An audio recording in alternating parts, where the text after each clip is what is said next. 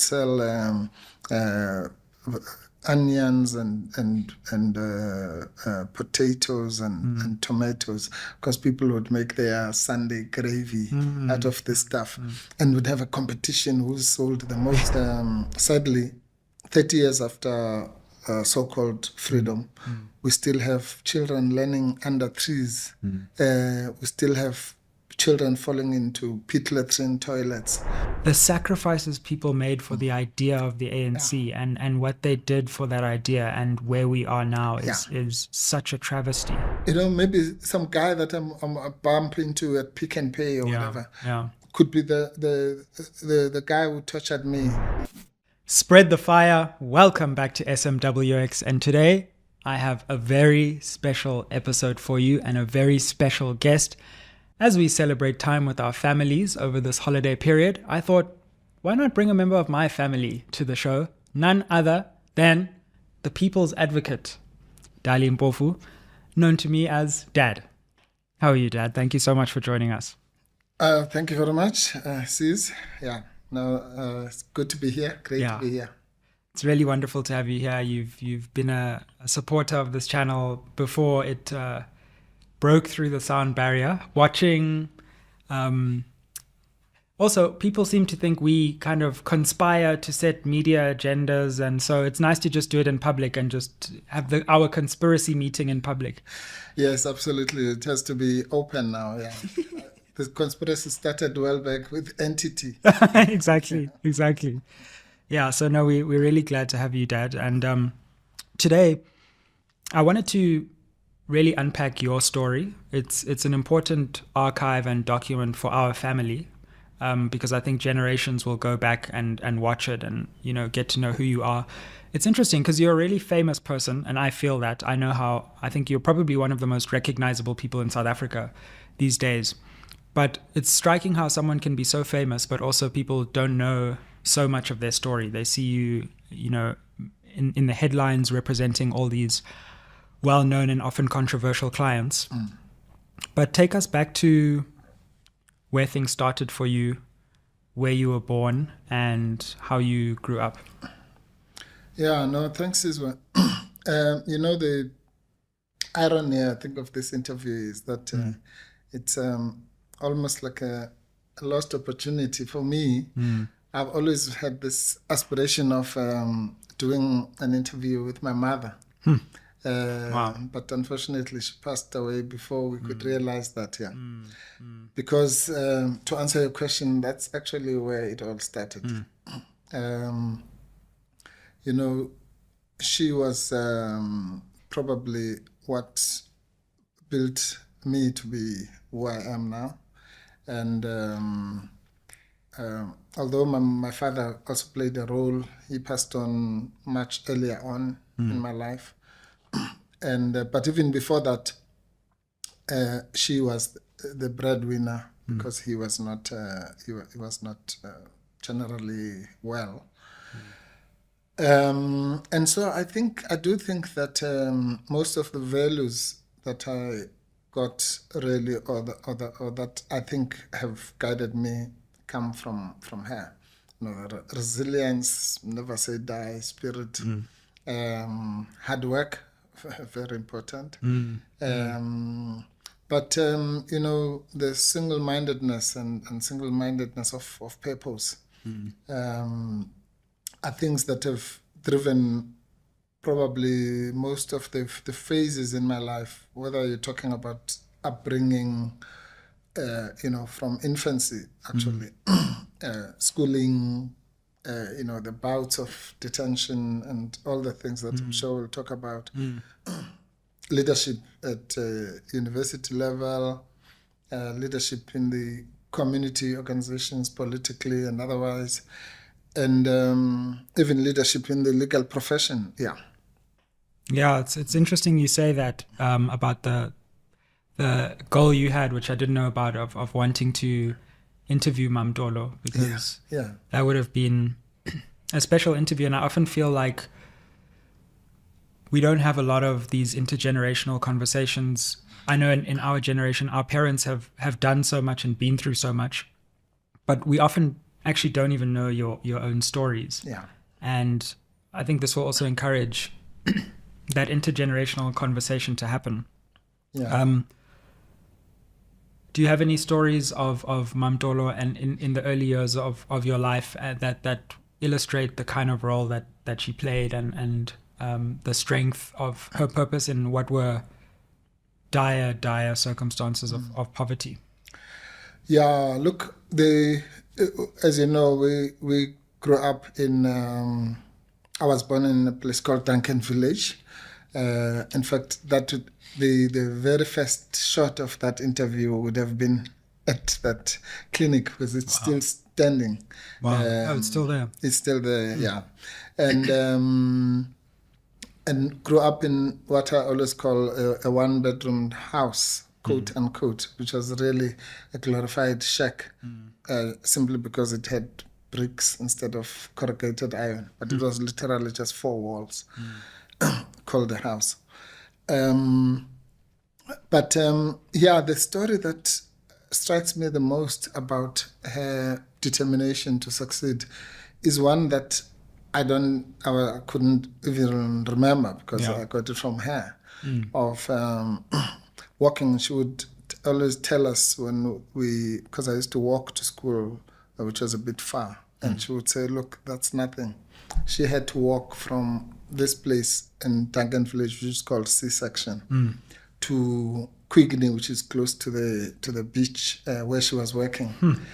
And one story that stood with me is how she said, just out of sheer embarrassment for not having shoes, she would think of this idea of putting a bandage around her foot or her one foot, so that,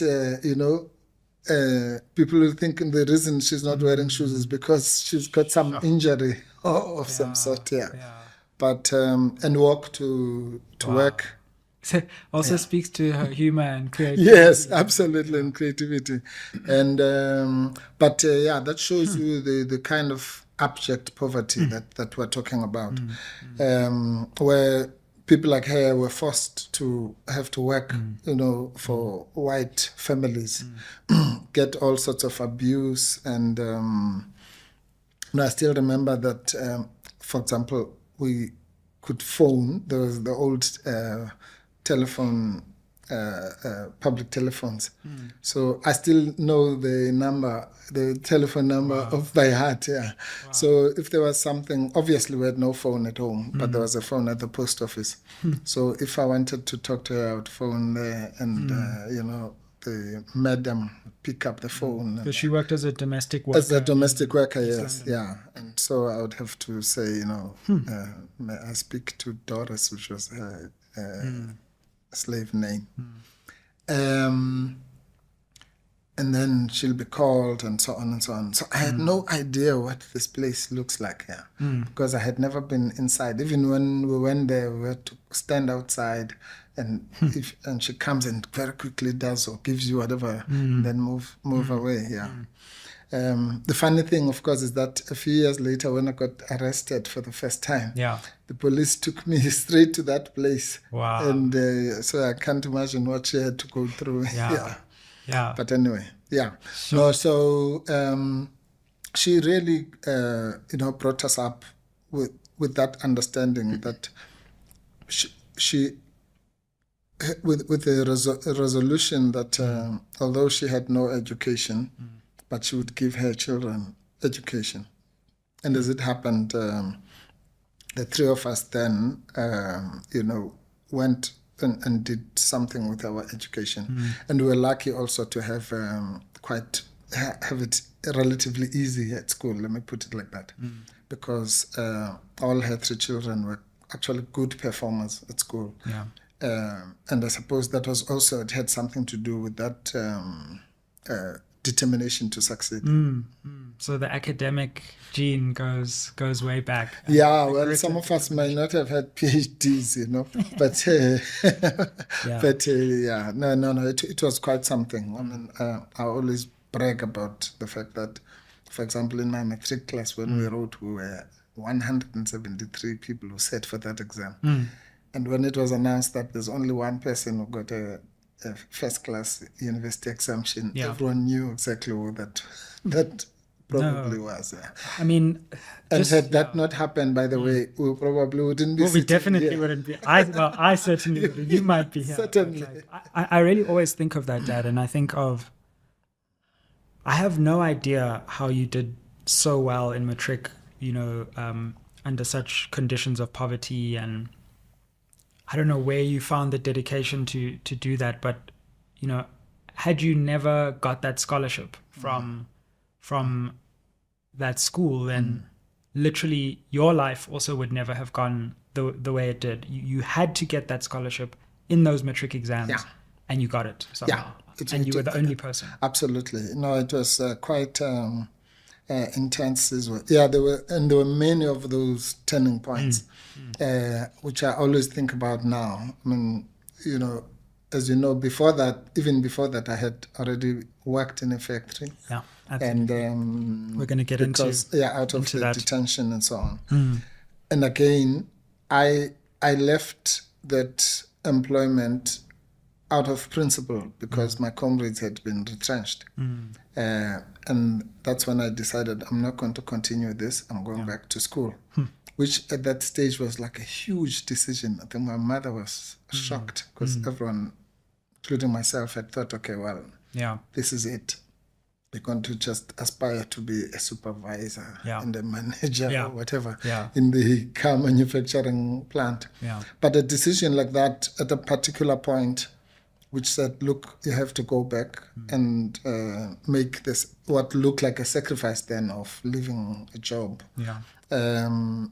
So it's those kinds of turning points which I'm quite sure had they not happened, we would be talking a completely different language now.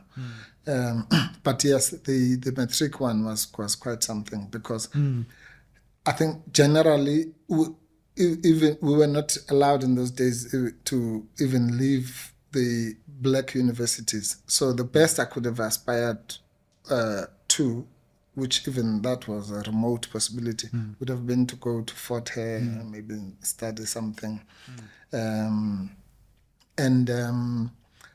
But to come to Wits was completely unthinkable. And the only key was really that good matric outcome.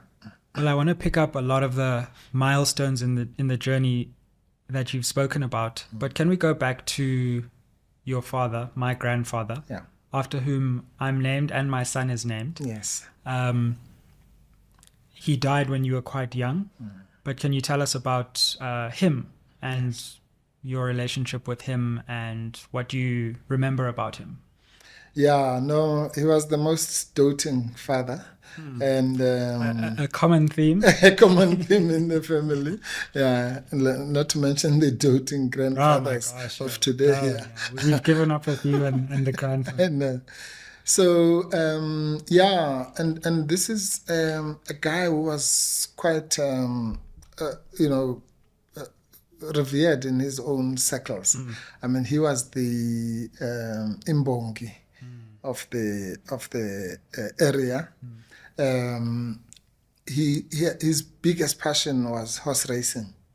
Nobody in that entire until today, people still talk about the horses that he bred and used to race across the length and breadth. I myself participated in this at some stage. Wow! Although I was not the most successful jockey in the world, but. So that was his great passion, and he got sick before I even could become like aware of my surroundings and stopped working. He had been working as a laborer at Wilson Roundtree sweet making factory, which is still there. And after that, he ended up doing odds, this and that. Yeah. At some stage, I mean, there's something I just remembered recently that at some stage he used to fix umbrellas. He was the umbrella fixer of the area. I don't even know where that came from. So if people had their umbrellas broken or whatever, they'd bring, and he was able to reassemble it and charge them a few, probably 20 cents or 30 cents in those days. Yeah. Sure. But more than anything, I think he was almost the mirror opposite of my mother. My mother was the strictest parent you can think of. Really? Yeah, no nonsense, and you had to. I mean, one of the chores I hated the most was this idea of when she comes from wherever, she goes past the market and decides to buy tomatoes and this and the other just to augment her salary. And then who's going to be walking around the township selling these things? So we knew that once you see that box of something coming, it means literally it's going to be taken into some dish and you go around selling. So you with your siblings would literally go around. Yeah, we would have to. Yeah, and it was actually a big thing. On Sundays we would sell onions and potatoes and tomatoes, because people would make their Sunday gravy out of this stuff, and would have a competition who sold the most. And I'm sure she was enjoying this. But for her, that was it. You know, you had to know, all this, that the food that you're eating, we all have to contribute. He, on the other hand, was the softy. And I was telling somebody recently of the bribery. You know, like if he was forced to kind of lay a hand on you or to speak roughly, because he has to please she who must be obeyed. Thereafter, when she's not there, kind of don't worry, it's fine. And by the way, here, do you like to have some 2 cents or 5 cents or something? That reminds me of a certain other father as well. I remember if I got a bad report or something, and my mother is not the strictest herself, but she would then say, no, your father needs to talk to you about this, and then it would be wink, wink. And then I'd have to come out and say, this was tongue lashing. So he, I mean, like her, basically these were just two working class people. It speaks to the legacy of apartheid at its worst in many ways, Dad, because everyone knows your intellect, your talent, and you were somehow able to break out of that, but we know that there are generations of our family, of so many families, black families in South Africa, where there were geniuses, there were people who could have done and been anything, and they were simply oppressed to the point where their prospects were poverty. Absolutely. And I think really that's what it is. It just shows you the potential and the waste of humanity, human resources, leadership that even now must be embedded in all these shacks that you drive past. And sometimes you just have to wonder how many potential physicists or all types of other leaders are sitting in those shacks. It's amazing how many Olympic gold medalists, racing drivers, musicians, all sorts of people. And that's the tragedy of oppression, Sizwe, in that even for those few of us who managed somehow miraculously and sometimes quite luckily to escape that life, it must make you wonder as to what happened to what happened to the people who were your, let's call it, intellectual rivals at school. Maybe even better than you. Even better than you at many things, who fell by the wayside and just got trapped in the inevitable problems associated with poverty. And that is, for me, it's the most painful thing about apartheid, because we've had many systems of oppression everywhere, but one which deliberately, by law, actually says that this high percentage of people in this country are not going to be given an education. That's unheard of. It's something that I don't even think we grasp.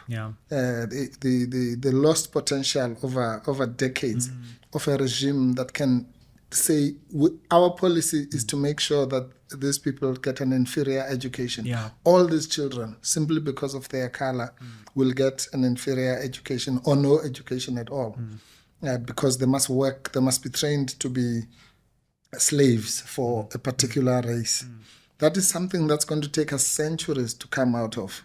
And that's why the current regime is it's a sin for them not, for example, to prioritize education. Because you'd think that a country coming out of that kind of brutality will do anything to make sure that there's a proper educational system.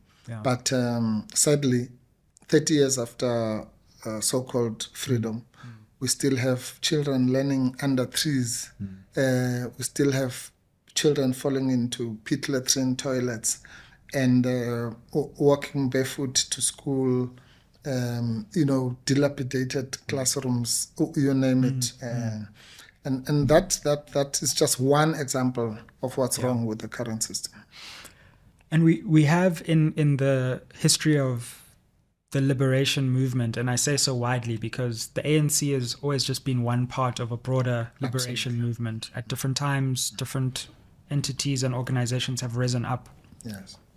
There's this strong tradition of intellectual and academic excellence and great minds, whether you're talking about Madlanga or Tambo or Hani, but paired with strong activism. And it's one thing to be smart and achieve academically, but it's another to be politically conscious and shape society. And to do both is a tradition in which you certainly fall into. Tell us about how you became politically conscientized and the first period of detention at such a young age, and how that all happened. Because on the one hand, you're somehow doing well at school, but you're also active.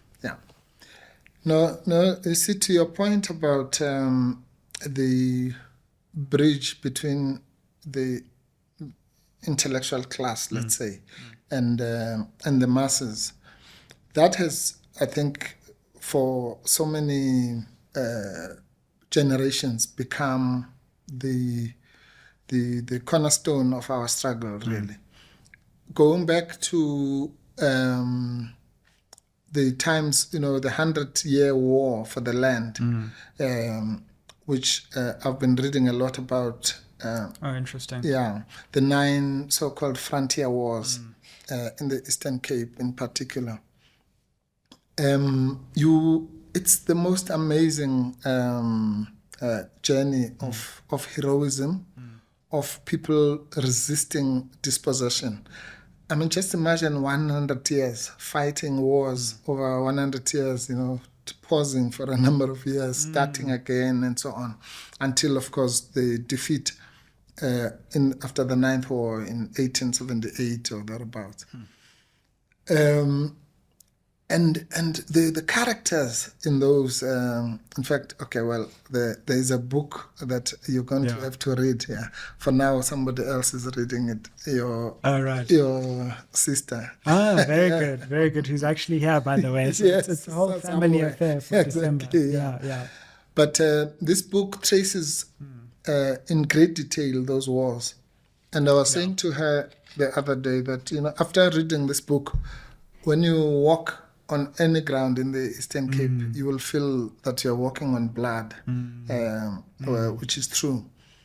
So you have those people, that generation. Then, of course, you've got the generation of 1912 that formed the ANC. in response directly to the so-called Union of South Africa, which excluded African people, which then became a blessing in disguise because the enemy thought they were dividing African people. But for the first time, there was a song which was sung at the formation of the ANC, which was Zulu, Mxhosa, Msuthu, Hlanganani. So the irony was that for the first time, the people of South Africa realized that, look, we might have our ethnic or so-called tribal differences, but we're now being excluded as a group, and therefore we must respond as a group. And they formed the ANC. So again, that was intellectual forethought by those leaders. Then fast forward, as you said, to the 40s, when Mandela, Tambo, Lembede, and the others actually realized what you are saying, even in a sharper way, because it is said that at that stage in the mid-40s, the ANC probably had a couple of thousand members, and it was mostly the elite and so on. And Mandela and them realized that, no, for this organization to actually be a weapon in the hands of the people, it needs to speak to the people. And within a few years, it grew to something like 100,000 members. Why? Because Mandela and them started the 1952 Defiance campaign and massified the ANC, as it were. Right up to the Freedom Charter and up to its banning.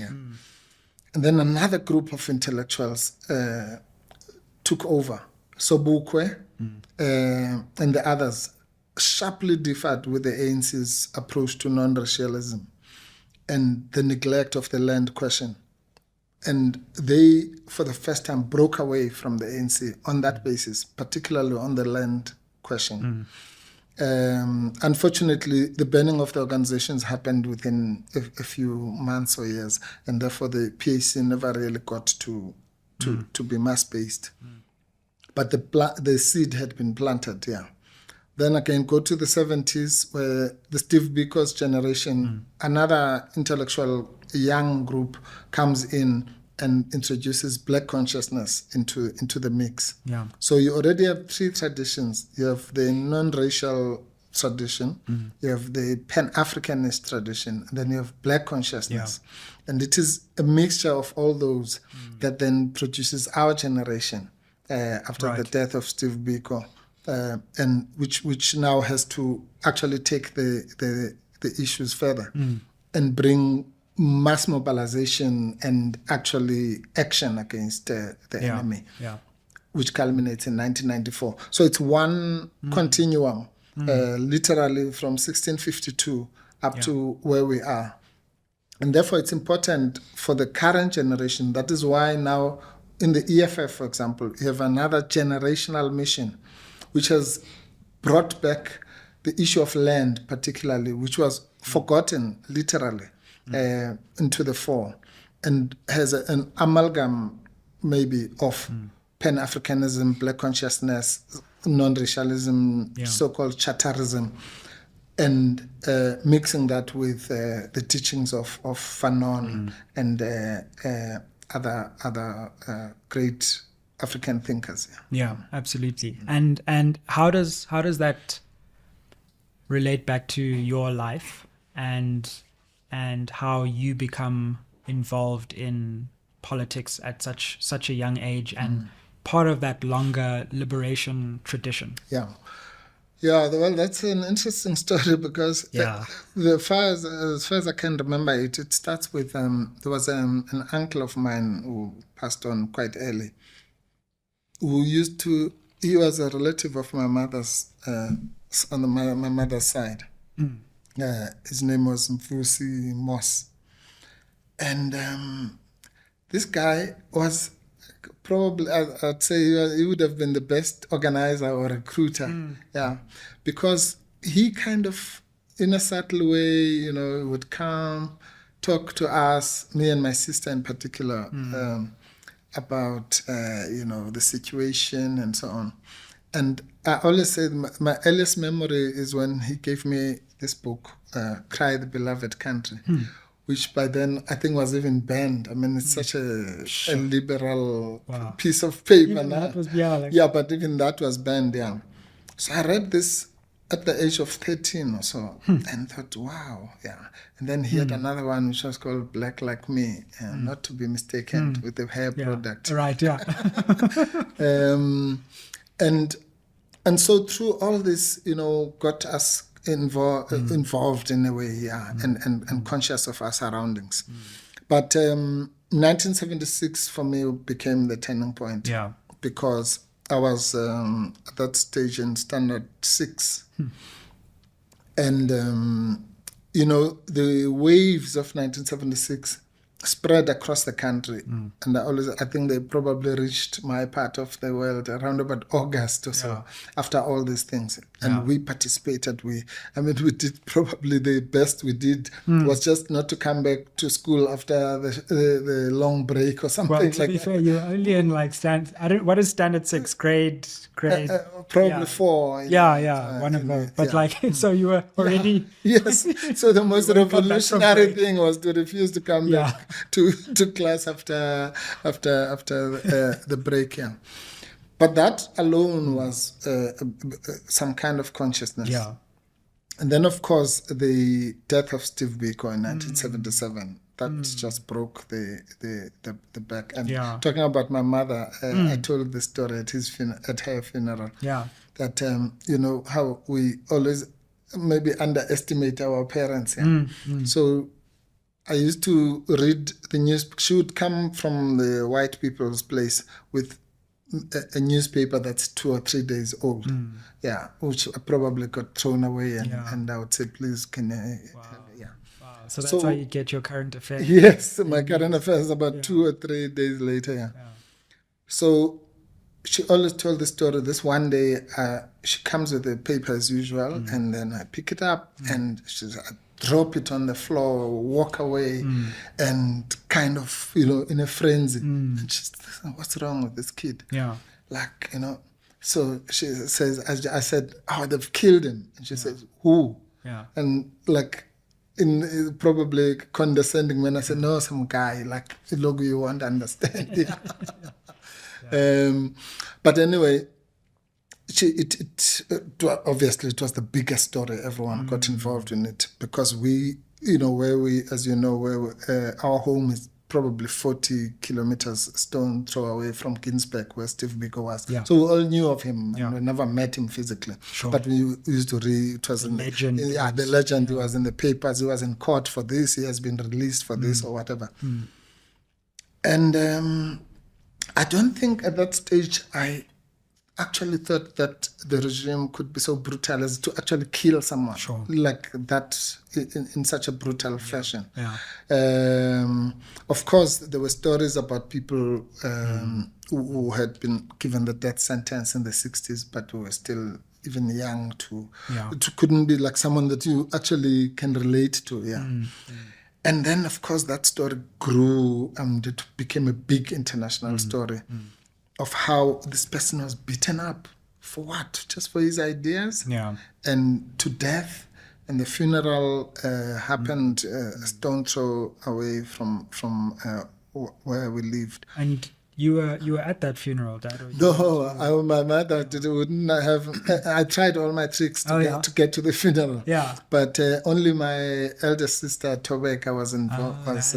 So she got. She got it, and she brought back for me that poster of Biko and Solidarity.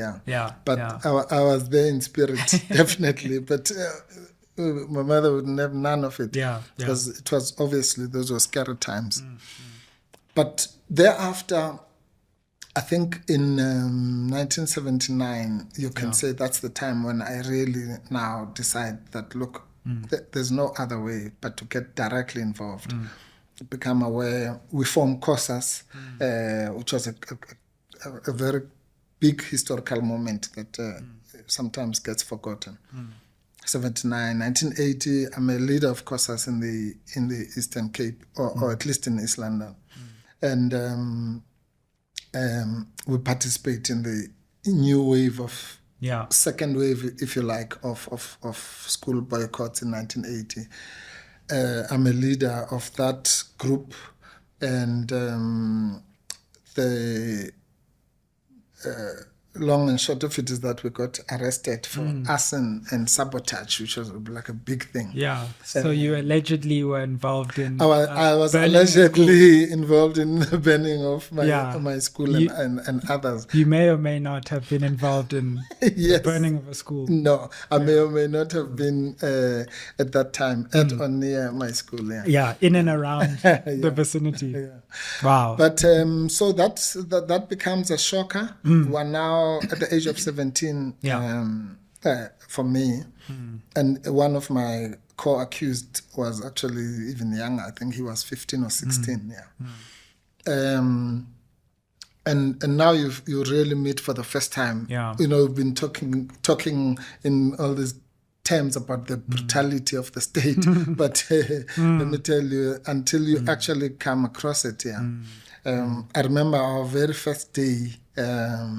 We were literally beaten up to pulp, and was this in the police in the police cells in Tanzania? So when you'd been arrested? Yeah, we were arrested. You're 17 at the time. Yeah, 17, and I got so unlucky because I was visiting one of my comrades after the alleged offense. Which may or may not. Yes, and they were going to fetch him, and then they were going to go to my house because they already had information, I think. So they just find me there, like with their lights. So when they do the raid, I jump into the blankets, and just before they left, they say, "Who's this now in the blankets wearing shoes?" And they uncover. They say, "Oh, it's Mpofu." Wow. Just join get into the van. Yeah. What went through your mind when you're like, "Wow, I've actually been caught just meeting by the them. police." Yeah, it was absolute devastation. Yeah, but as I say, there was a woman. Whose name was Tamara, I've forgotten her surname, who was part of our unit, as it were. There were two brave women who were part of our squad. And on that day, when we were being beaten up by these people for the first time, she actually fainted and lost consciousness. Yeah. Sure. The other one was a lady who was still, in fact, I talked to her even now. She left and went to exile. She's back. Right. We're in touch now. Pumeza, probably one of the bravest people I've ever known. Yeah. And, my mother always tells me because they went to fetch her, when she saw us in that place where we'll be, the following day, she thought she was visiting a casualty ward in a hospital. And anyway, so that was the real first encounter with the brutality of the regime. And as you know the story, I stayed there. My 18th birthday I spent in that cell, where my comrades had to break pieces of bread to celebrate my birthday. Yeah. I remember when I turned 18, and now whenever anyone in the family turns 18, they get told that story. Yeah. Because in fact, that's why I have so much respect for the parents. Because every time each one of you turns 17 or 18, I'm sure you've heard this story so many times. I always think, if they were to take this little thing into some cell, I don't even think I would be able to sleep because at 17, 18, in the eyes of your parents, you're still nothing really. But this regime was able to do that. Imagine those parents who didn't know where these kids are.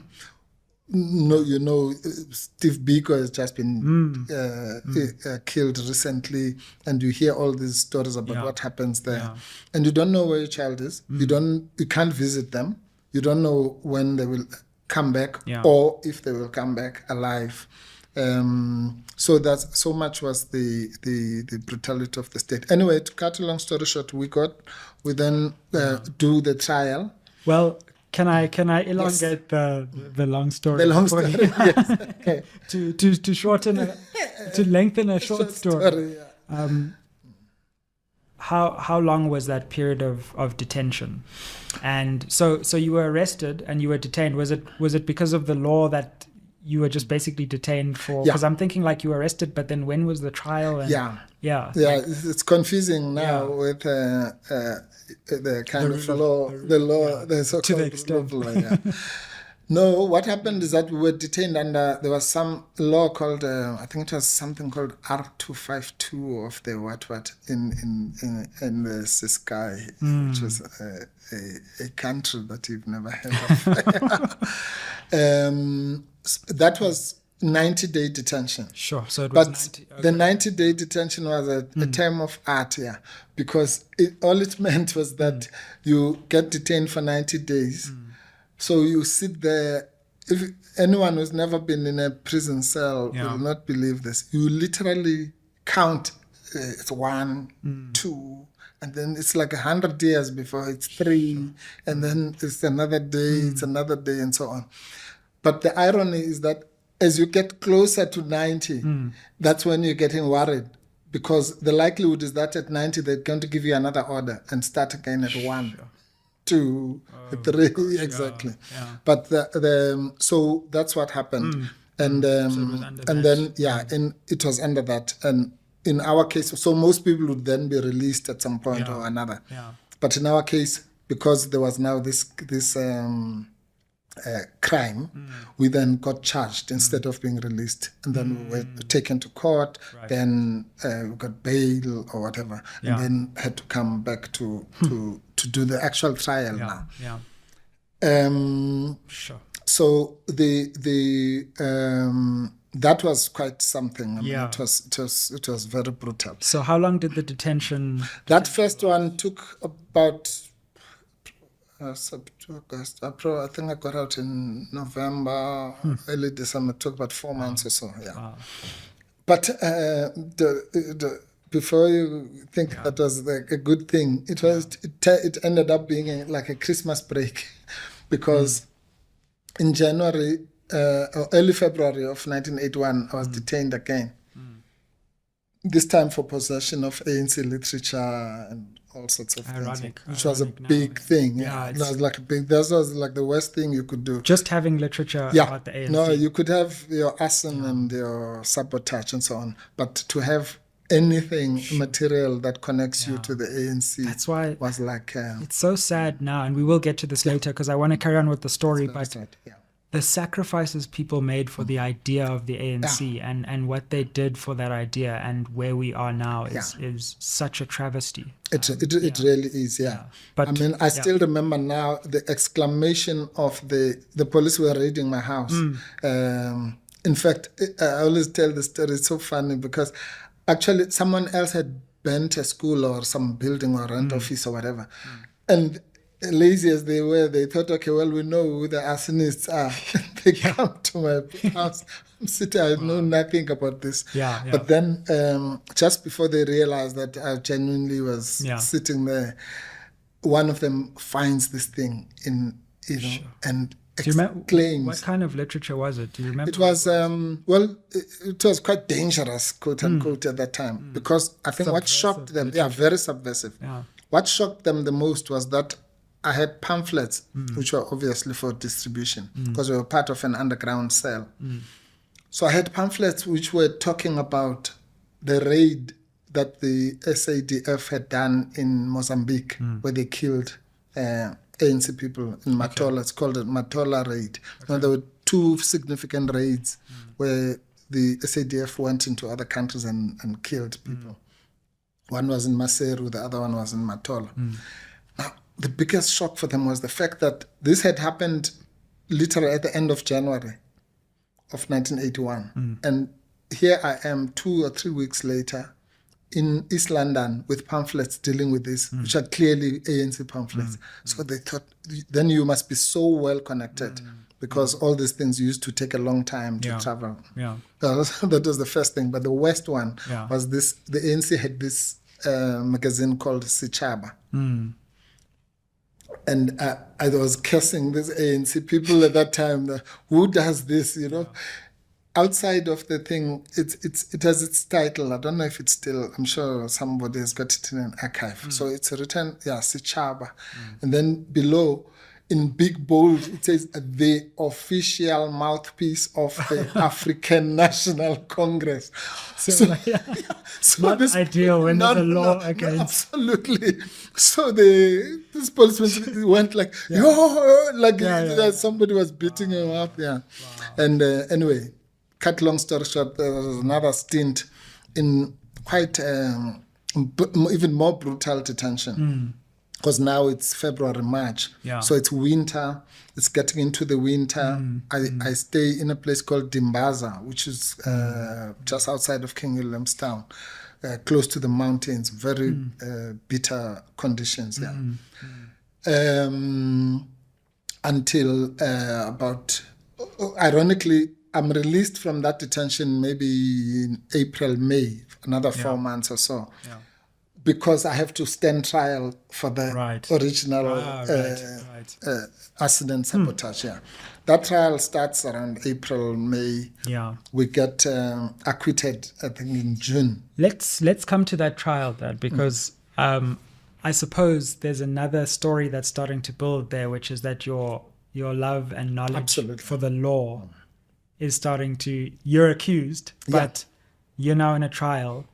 And you're starting to see the law at work, even though the law is about you. Tell us about that trial. Are you 18 at the time? Or? Yeah, I'm now, this is 19. Yeah, between 18 and 19, not yet 19. Yeah. I'm exactly 18 because I was going to turn 19 in September of that year. Yeah. Tell us about that trial and how you also... Of course, it's major for your life because you don't know whether you're going to jail or not. But you're also starting to see the law for the first time. Like, yes, yeah, and where you are now as like a senior advocate, that was the moment where it must have been in my head where you start understanding and thinking, the law. Yeah, no, absolutely. I mean, it's another turning point. Yeah. You'll realize one day when you're my age, there's all these many turning points. Yeah. That particular turning point is significant, at least if you talk about the legal career. Yeah. Because I always joke that I've probably now played every possible role you can play in the law. I've been an accused. I've been an attorney, I've been an advocate, I've been a judge, and the only one that was missing was being a prosecutor. But now I'm a private prosecutor, so I'm done all that, done it all, as it were. Yeah. No, but what happened there is that it was quite something. I mean, there's a guy, and for some reason I never met this guy again. He was a young advocate called Deva Pillay, who came to represent us in the trial, and he was so good. And I was fascinated by all this, the preparation for the trial.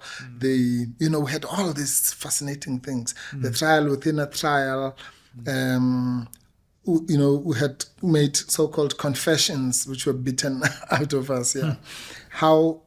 He had to show that these confessions were not really confessions; they were just results of people being beaten up, and that kind of thing. I was very impressed by this. By that time, of course, it was another bold decision to even stand the trial because one of my co-accused, Mzimasiala, left the country because we either had to face the trial or leave and join MK. One of the guys thought, I'm not taking this chance of going to Robben Island or something.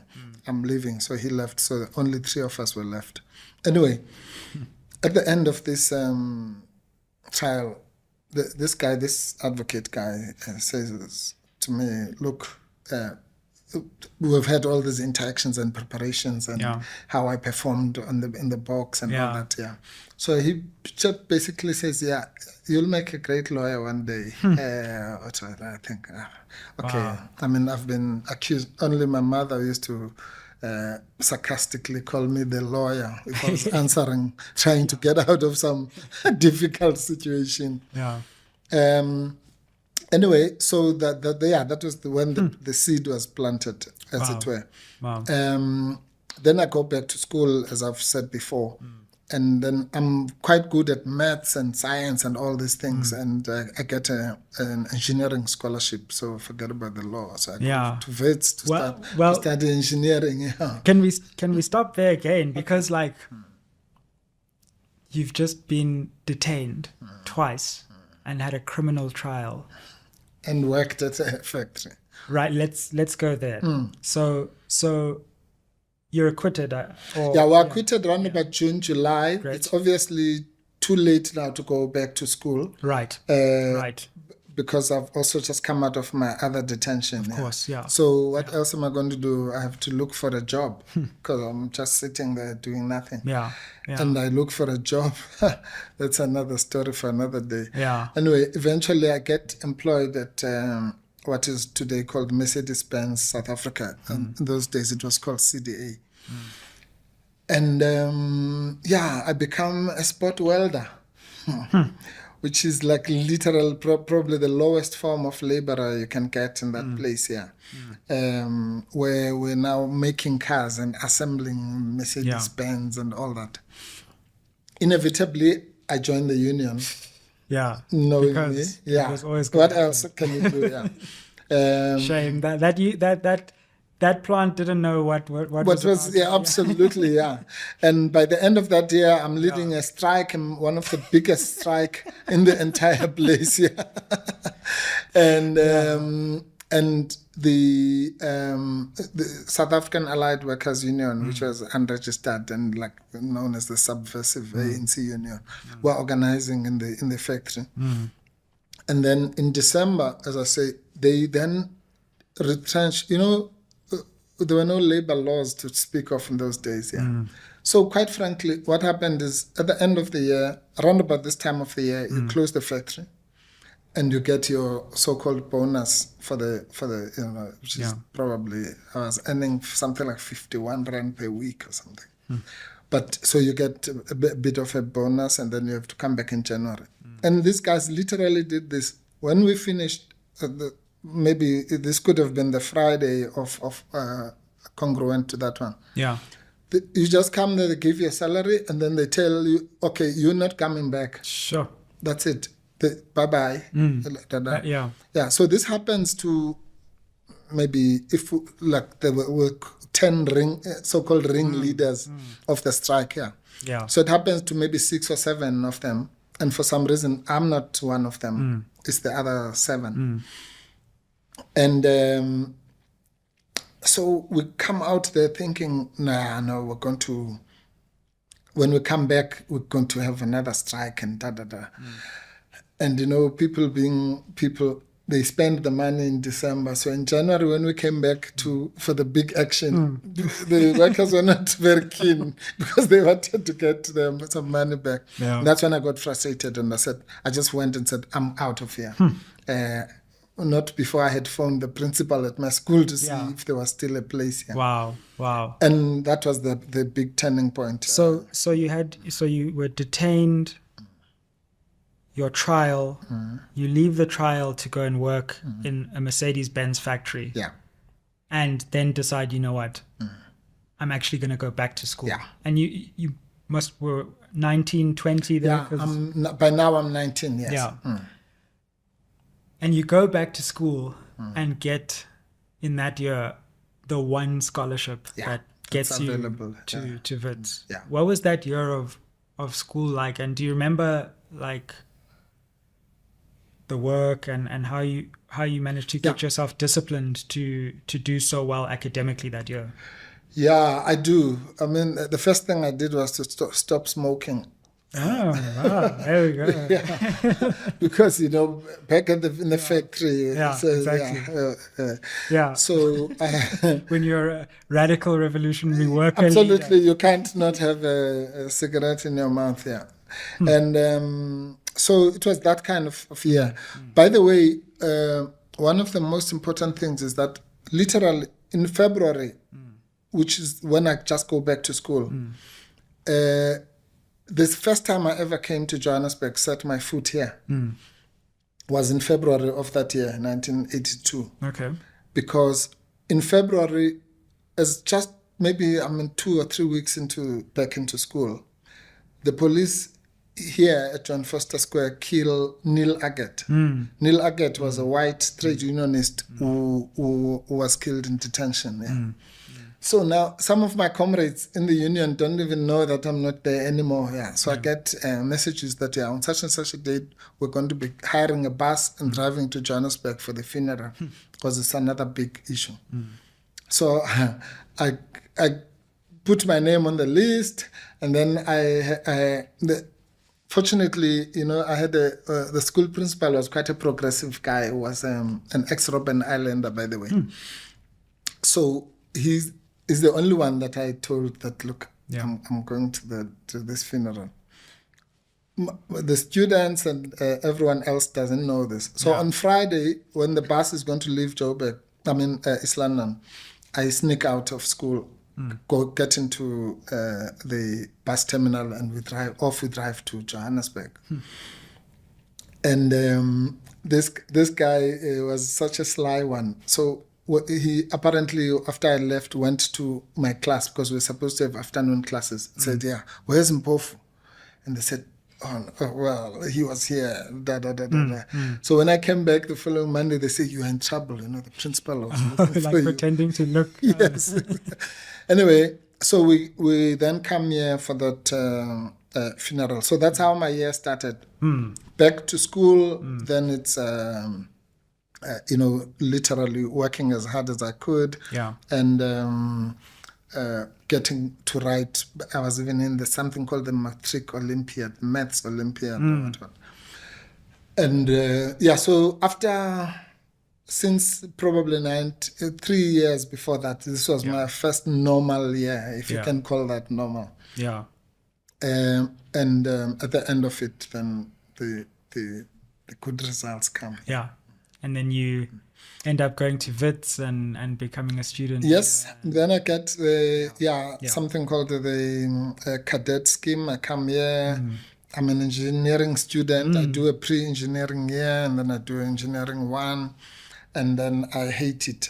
Yeah. I ended up doing practicals in some mine. Yeah. And I remember thinking, because if this is going to be the rest of my life, like sitting and analyzing a rock for 6 weeks, I don't think. Yeah.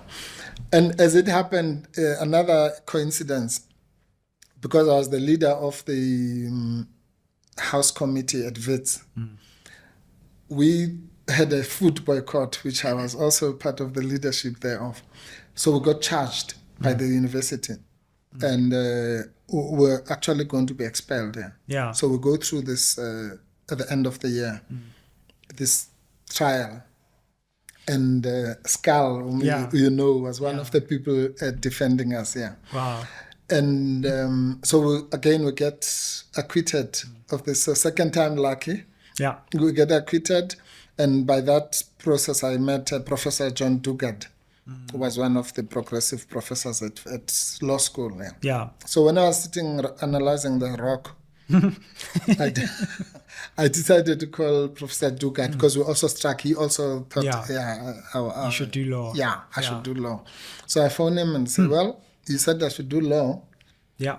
Do you think there's still place at law school? So he says, don't just call me in the next 2 hours or whatever. Wow. And I don't know, whatever he did. Yeah. I call him back. He says, you can come. So I come back. Shout out to Professor Dugard. Yeah, shout out to Professor Dugard. Yeah. So I then give up my very nice scholarship, which actually paid us a stipend. Yeah. Wow. To start, and I had saved up money, because there's no one else was going. I couldn't say to my mother, I was earning like 100 rand a month or something. Can I have some money for fees? Yeah. So I've saved up some money. I pay at WITS in those days. You had to pay something like 40% up front. I paid that 40% to register for law, and then I didn't know how, where, and how I'm going to get the next amount. Until Kathy Satchwell comes into the picture. Yeah. So now Kathy Satchel, who was an attorney, a progressive attorney, says, okay, I'll pay for your 60%, but you're going to have to come and work at the end of the year. And she does indeed that. That becomes another chapter of my life. I ended up doing, in fact, last week I was at her farewell party. She's now living in Joburg to live in the Eastern Cape. A brilliant lawyer, great human being, It's so amazing how there are these people at different parts of one's life. I think of Advocate Deva Pillay. Yeah. If anyone watching has any connection to that family or whatever. Absolutely, and former Judge Satchwell also played a great Prof. role. Dugard. Yeah. Prof. Dugard, Kathy Satchwell, ironically, after this payment for the fees. And she became a judge. Right? Yeah, she became a judge, and she's now a retired judge, And anyway, the following year, there's a state of emergency. In fact, 1985, there's a state of emergency. I get arrested again, get detained. Yeah. People like Amos Masondo and others. By the way, the other day I was at a wedding, and the groom's father, who was living in the US, came up to me and he said, hello. I know your father. And I said, hi. Join the club. I get that a lot. Yeah. And he said in 1986 or something, we were in adjacent cells. So I was the cell next to him, and we only knew each other's voices. So we would talk to each other. Yeah.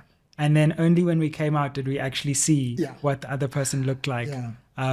This is Mr. Duma, I believe. Yes. Yes. Yeah, that literally... Actually, it's true. Yeah, he was on this... we were in solitary confinement then. He was on this cell. The other cell was Zwelakhe Sisulu. Wow. And if I told you how... When we say we used to... We had the telephone. Now, you know what the telephone was? No. In the solitary confinement cell, you just have yourself, a space like this, and the loo. So you had to take away the water from the loo. I don't know where this came from. I'm sure someone else invented it earlier. Yeah. And the other person also takes away the water. Then you are able to talk. Wow. To them, as it were. Yeah. So that's how we used to communicate with Zwelakhe and the others, because the other people, they think you're sitting there doing nothing, meanwhile you're plotting all sorts of things through that system. I know it's a tough subject, but solitary confinement must be among the worst things. It is the worst thing that you can subject any human being to. I can tell you. You know, as I was saying to you, if you know this time that we have spent here now, you know, a couple of hours and so on. When you're in solitary confinement, you literally feel every minute of it, and you have to find coping mechanisms. In fact, sometimes you even look forward to the interrogation. They'd rather come and take you and interrogate you and torture you and do whatever than just sitting there. My funniest part about solitary confinement is because you'd have a thought. So I'd be sitting. If you were born, I would have said, okay, now I'm going to think about Sizwe. And then you to say, no. I think I'm going to save that thought for the evening. It's like a series, no? It's a big thing. Netflix and think. Exactly, It's like thinking you're going to play this. Watch this time. No, that thought's too good. I'll save it for tonight. I'll save it for tonight, And then you spend the whole night thinking, what was that? I forgot the... So it's things like that, The other funny thing I always tell people... There was a day where I was thinking and I was wondering, why am I thinking in English? That was the big thing, So, but no, let me think about that. Yes, exactly. Shucks. So it's quite that's real. I mean, whoever invented that knew how to torture a person. To the extent, I saw someone at the Kathy Satchwell's thing recently. Ishim Kabela, who was a leader of Azapo. And when I got moved from solitary confinement, probably after 2 months or so, to the communal cell where everyone else was held in Johannesburg prison. And the absurdity of how brutal solitary confinement is when I was taken to those people, it felt like I was being released. Wow. So these comrades were sitting there brooding about going, and I thought, guys, we're here. We can talk, we can sing, we can play Scrabble or whatever. And I don't know what you're complaining about. If you knew where I'm coming from. That's just anyway. But no, it's powerful. It's very powerful, that, and it's I think one thing I've always got from you, which you never necessarily had to say, and I think that all of the siblings is there's a certain strength and conviction and commitment, and I'm sure solitary confinement breaks a lot of people. But I've always suspected and thought that that's also probably where you found, when you're criticized in the media, or like, I often hear you saying like, come on, but I'm sure that must have been a period where you found that, like, that strength to make it through what must have seemed like an impossible task. No, absolutely. I mean, when you come out of that, something happens to you. And you're right. I think people would either at that point make a decision, a serious decision, to say, look, I'm not going to get involved in this. This is just too much. I didn't know that it's going to be like this. And many people did that, and you can't blame them, because it was quite brutal. Nobody would like to be tortured and all that, Or their families would say, and that's why family support is also important. Look, you just can't do this. Or you take a decision there and then that this I'm going to do. If I die, I die. And it's a serious decision. It's not some emotional type of thing. It's a decision that you make at that point, and you are prepared literally to die for the cause. And so that's what happens.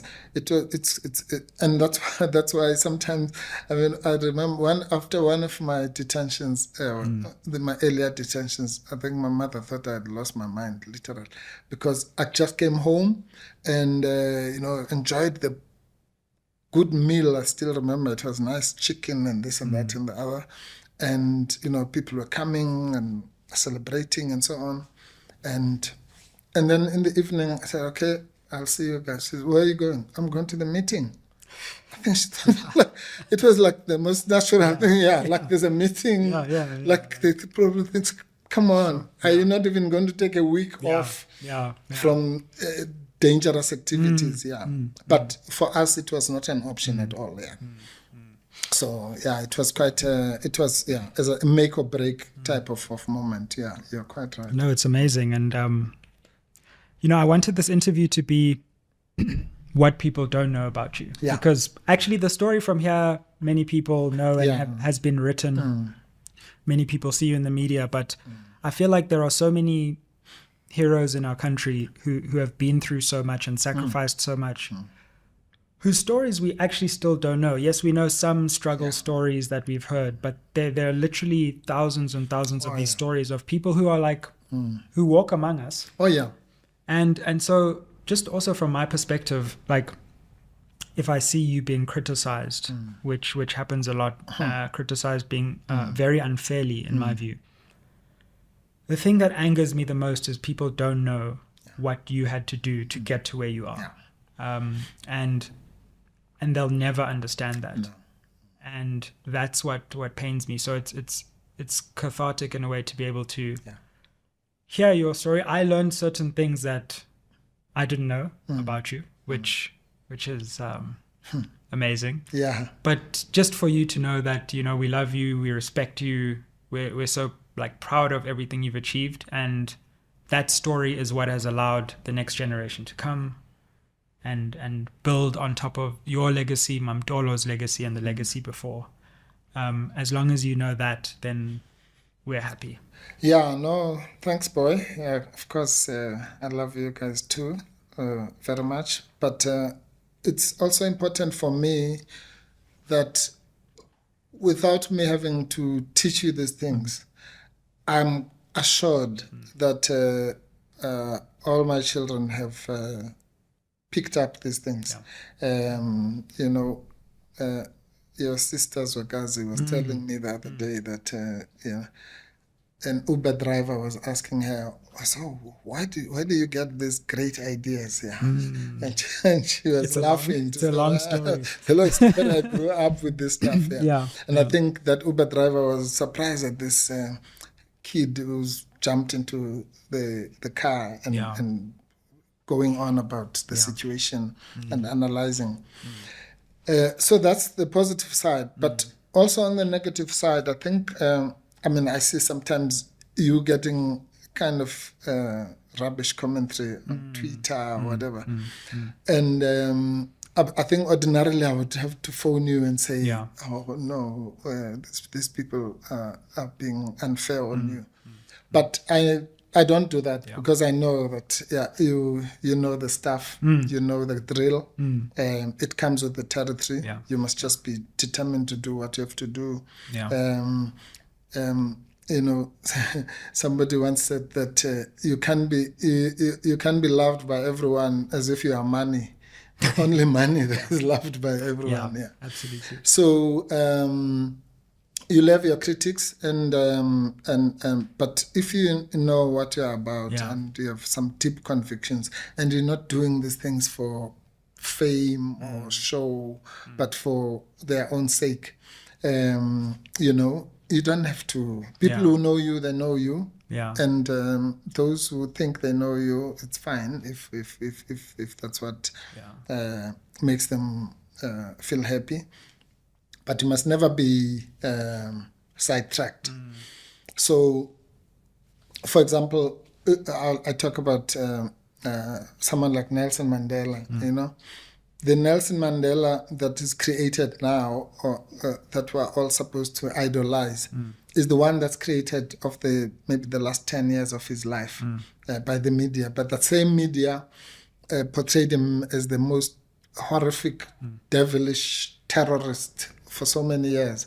That is why the same people who now want to lecture us about, you know, how you should conduct your struggle and how you must be polite and so on, are the same people who voted for 10 elections or whatever for Mandela to sit in jail for 27 years. And I always enjoy it when people say, oh, you know, you can't say that Mandela was in jail for 27 years. And I say, but who kept him there?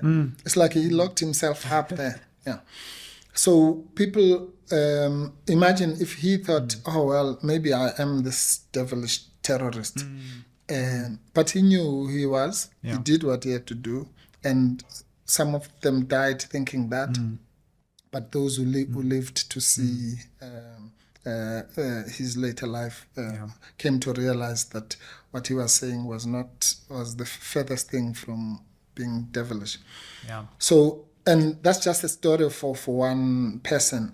But there are, as you correctly say, thousands of people who went through 10 times what I've just described to you, who have not been recognized, who are walking in the streets at the same time. And more importantly, there are other thousands of people who worshipped apartheid, who were and still are racists.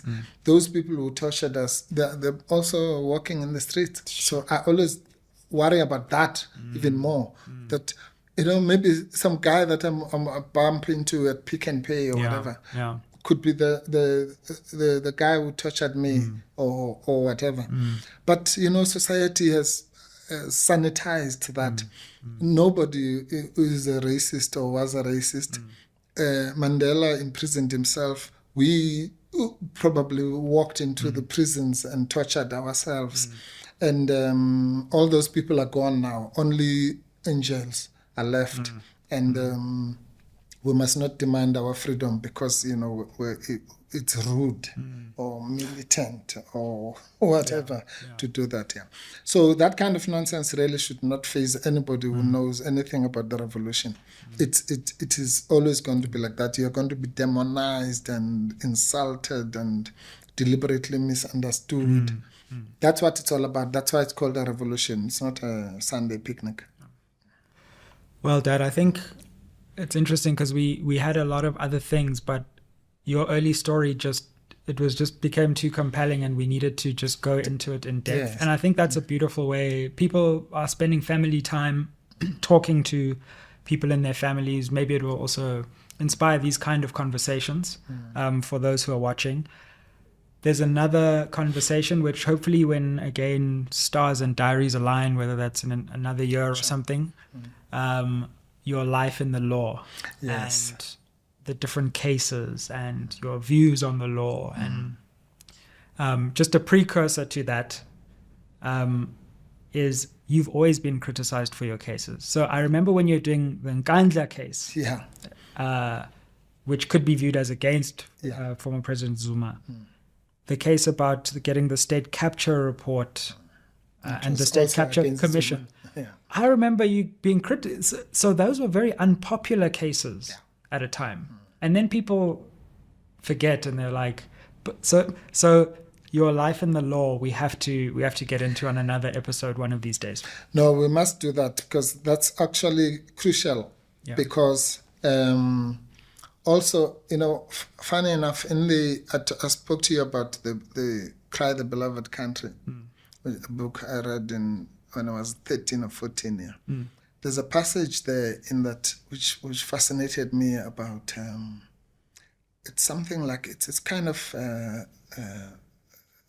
rhythmical, where the one person says to the other that if the law is unjust, then that law is not law or it's not justice, and so on, something like that. And I'm a big believer in that. So if you like, I don't subscribe to what one might call, now that you are a law student, one might call positivism. Oh yes, well, in case people didn't know, exactly, that you are now studying for your 5th degree, and it's in law. As people can see, I come from a tradition of academic. Yes, absolutely. But you have to have certain parameters. The law is a very serious business because, like economics, I think it touches all of us. And therefore, my belief is that you need to pursue justice, even more than the law, because sometimes those two things are different, the law and justice. And people don't understand that Nazism was the law, apartheid was the law, colonialism was the law, but was it justice? No. So the fact that something is the law can be the most unjust system. So you need to be driven by something beyond the law, but justice itself. And one of the most important tenets of justice is that everybody is entitled to to legal representation.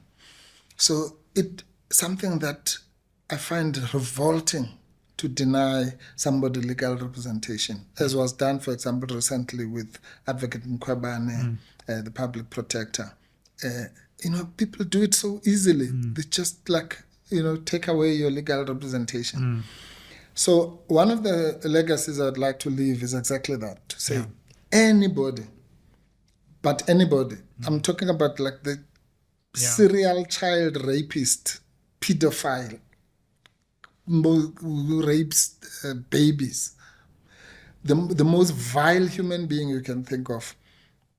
Anybody deserves legal representation, and it's to represent that person as a lawyer, not as a member of society. You can, as a member of society, can condemn them or even beat them up if you want.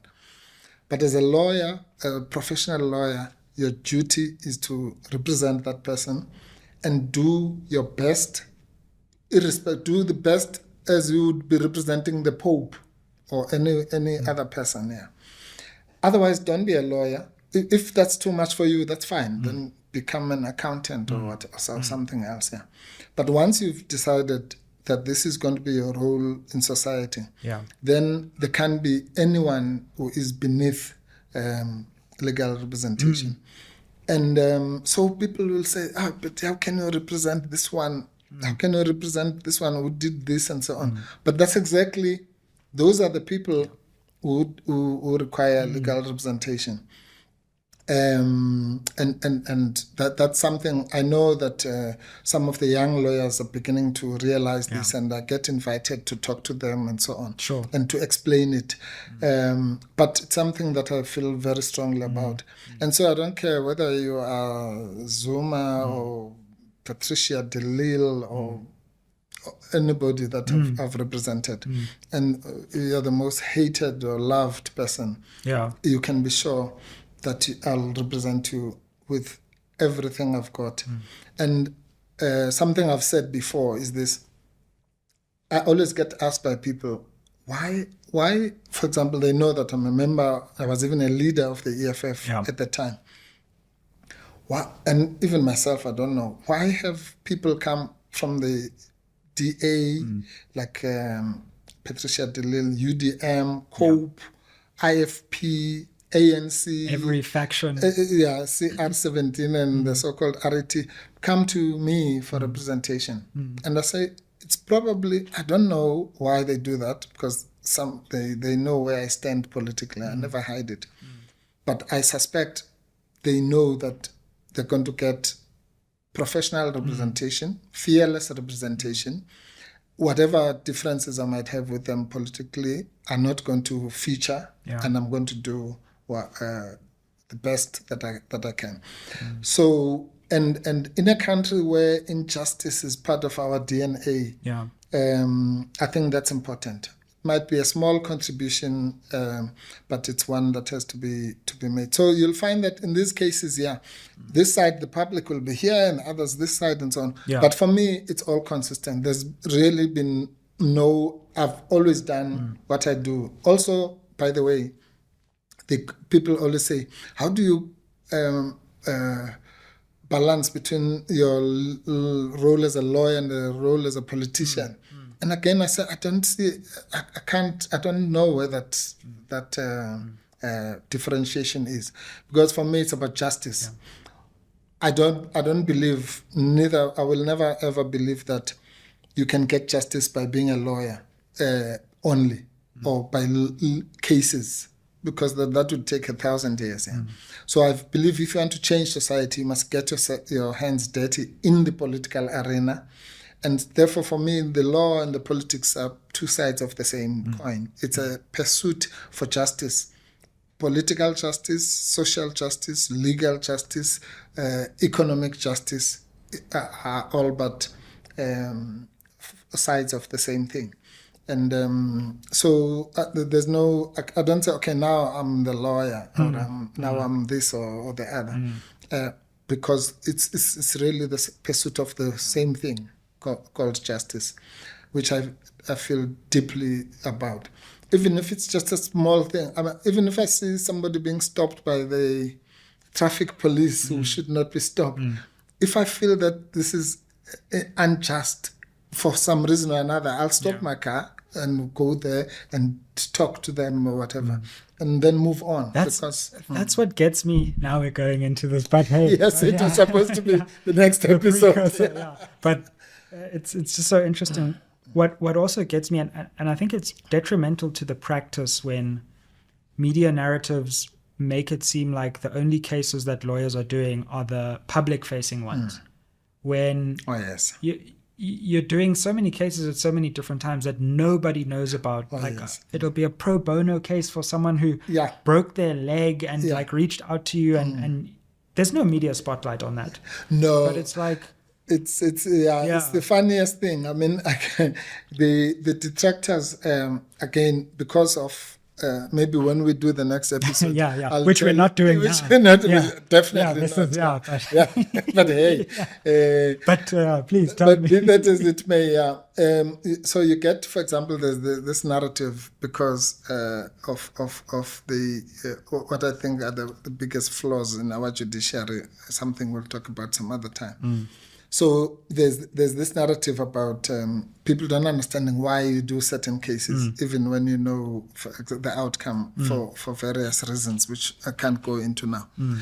So they say, yeah, okay, well, but how can you do the case when you know you're going to lose? Yeah. And the favorite one, in fact, it was a couple of weeks ago. I was literally coming from court. I had just done, as you say, none of the cases in the public spotlight. I think it was a bail appeal or something. And so I'm on my way back. I get to my office, and then we're busy celebrating with the attorneys because we've just gotten this person out on bail. But on Twitter, the message is, oh, well, when did you last win a case? Yeah, exactly. And I think, okay, if I could answer and say, well, actually 5 minutes ago, But, you know, you just have to, you can't, because if you ever got drawn into that mundane, banal, stupid level, then you'll just go mad, And so when it was in Gandla and the state capture report and secret ballot and all of those massive, no one was like, oh, it's just a trail of victories only. Absolutely. Yeah, when did you last lose a case? No, nobody asked that. No, but again, you know, the idea of looking into the big picture and doing what you do best, and knowing that you do things that actually many people wouldn't even dream of doing. Breaking new law, creating new precedent, and making problems for the law students, because law students, I'm not their favorite right now, because they keep on saying, all these cases you are doing, now they come into the exams, because these things nobody used to even talk about them. Now we're being asked about this case and that case, which I find quite fascinating. Well, the funniest moment for me, by the way, on that was in my company law exam when I had Mpofu versus the SABC as a case to study, and I was like, by the way, a case that no one actually reads. Absolutely. Which completely, let's not even go into that. No, it's true. I once had to rely on that case in court, and the judge was laughing, but I was quite serious. My Lord, in the case of versus SABC and so on, even my opponent picked up laughing. But no, you're right. Look, one day the stories will be written. One day we'll probably do a book, hopefully. I hope so. On some of these cases. If Netflix is watching, like at some point. Well, I think the thing I've always felt is that firstly, you're so busy that you don't have time to tell your story.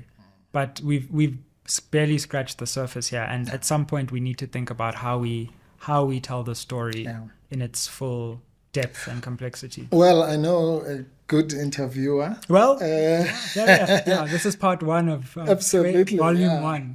But as it happens, I also have a son who's studying film and media. Exactly.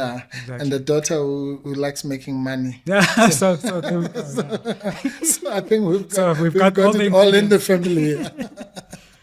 Dad, thank you so much. We look forward to the Life in the Law episode. But I think, today was really amazing to hear your story, hear what made you who you are, and the parts of the Dali Mpofu that nobody has got to see. So thank you so much for taking time out of your very busy schedule to join us on SMWX. And well done, my boy. It is very good. And I suppose it's aye. That's the word. Well done, sis. Thanks, Dad. Say hi to Hakim. Hakim.